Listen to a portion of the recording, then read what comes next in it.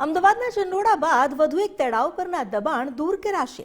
સરખેજમાં બેદર તળાવની આસપાસ થયેલા દબાણો દૂર થશે.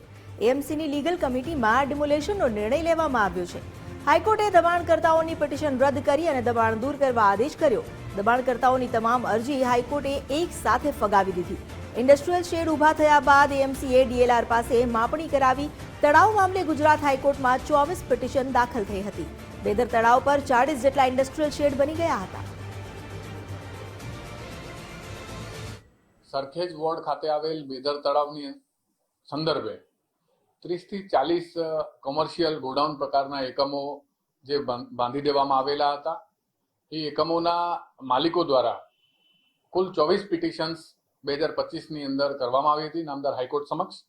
જે તમામે તમામ પિટિશન્સને આજે નામદાર હાઈકોર્ટમાંથી ડિસમિસ કરી દેવામાં આવેલ છે.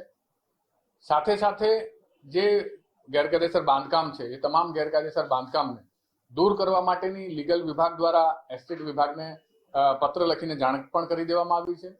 આ સંદર્ભે એક કેવિયેટ પણ હાયર ફોરમની અંદર દાખલ કરવા માટેની પણ સૂચના આપવામાં આવી છે, જેથી કરીને એ જે વોટર બોડી છે એની પરનું જે તમામ ગેરકાયદેસર બાંધકામ છે એને દૂર કરી શકાય એ પ્રકારની ત્વરિત કાર્યવાહી હાથ ધરવા માટેની સૂચના આપવામાં